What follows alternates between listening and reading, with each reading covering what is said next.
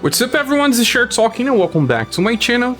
This video is about this new event called Grandier's Showdown. This event here has the same status cap as the current Conquest. So if you find that farming here is faster for you, it's pretty nice to farm here, but you don't have all styles with increased gain. We have to check it out. There are martial arts units and sword units getting increased status gain. You can check here.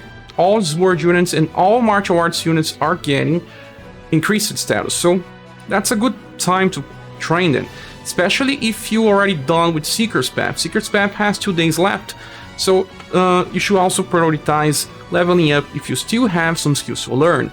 And then let's go here and talk about this event. This event here is interesting because it's pretty fast to farm. You have some currency, the shop has some good stuff as well. We have a new Gloves of Sorrow. This one is made for Shira, or you can also use this with Creator. There are characters that use this. Also Apollo, another character that feels like a martial artist but exactly a mage. There are some gold pieces, books, and everything else. So the good thing about this event is that it's pretty easy. The enemies are not so fast, and the romancing stage is totally easy as well. If you go for full power, I will not even be covering the romancing stage because anything that you use to farm Ultra Hard 2 will probably work on romancing 2 if you have the patience. Well, I have 3 different setups for farming this stage, and I will talk about them. The first one and the best one is this one, since it's pretty strong. Well, the characters are not featured styles, but you can bring 2 other different featured styles here in the back. This only uses 3 frontal units with the Amazon Raid X formation. What I have here in the front is the Christmas Leonard, and he has this overflowing feelings that's pretty strong. In this event, the enemies will be weak to different elements, and that's why we want to bring multi-elemental attackers. Leonard covers for blunt, then the other one is Final Emperor that covers for slash, but also for stun. So you also have neutral damage if the enemy resists physical. And the last one is Matriarch that goes for pierce and also stun. What we have is the first 3 physical damage types with an elemental as well, so we can cover all advantages. Let's check the enemies so that you can understand a little better. And they are weak just like the normal units we use in the game. They are weak to 1 physical attribute and resist 2 others. So there's one weak to slash, that's ScherBR, as you can see ScherBR here. And the other ones are weak to something else, like Rock Bouquet is weak to pierce, Minstrel is weak to pierce, Mages are always weak to pierce, usually. And then Aldora and Nirza are slash attackers, they are usually weak to blunt. With that said, let's go with this first strategy. So, why is Leonard on the front? Leonard Overflowing Feelings is a very strong skill because it gives morale up to everyone, giving increased damage. Because we can cover for all weaknesses here, it's also very strong. It hits weaknesses for 2 targets. Matriarch, if she goes first, will also buff the damage from Emperor, but we don't need that. Only these 3 hits will be enough to kill all enemies with easy. And it's extremely fast. That means that even if your characters are not featured, you'll be getting a lot of status gains here. As for the second strategy, this time we are using 2 featured styles. Well, if you have Urpina, I'm ready, the Christmas style, she is one of the strongest turn 1 attackers in the game, so we can just use Holy Shining Sword. If you don't have, you can use Emperor, that also works well here, either with his Will Swing Plus or with his Imperial Sword. And then there is Emilia, she's extremely strong here because she also covers the second element. And then the last one is Dora. It can also be Gwen if you don't have Dora, just fine. And with that said, we can just focus on 3 styles. You can train the Intelligence position and the Love position. If you don't have Dora as well, any other of Red or Coppelia will also work, with the last stint.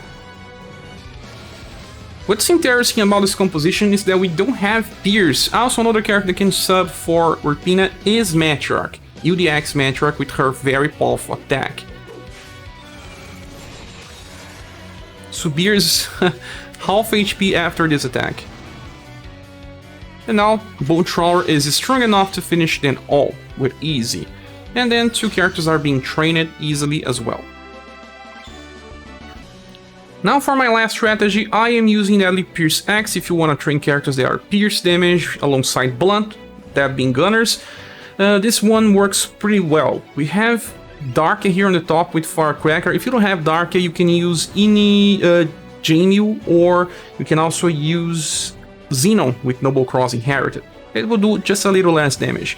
Emilia is super important because she deals extremely high damage as well. So we have Pierce, we have Blunt, and then we have Slash with Mac. I don't know if you guys will have Mac since he doesn't see a reprint after his release. But Legendary Treasure is both Slash and Pierce. He is very strong here as well. You can also use Noel, the free Noel with Lunar Blade plus Inherited, but the damage is not so high. So he works pretty well when you can bring 2 trainees. This is also very fast since the top position and bottom position have increased turn order. Okay, so this is good because again, you will not see the enemies attacking, it's extremely fast. And 2 trainees is also a very good farming strategy. Bow Trawler is very strong.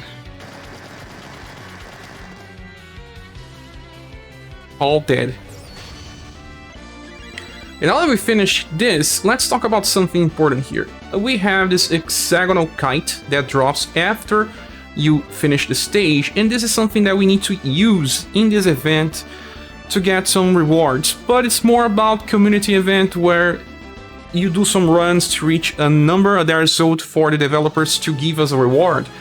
So after you finish your farming, go here, go to Grand Near Showdown, Kite Flying, and you see these 3 different stages. Well, those will use all your drops. You can use the last one even, this is better.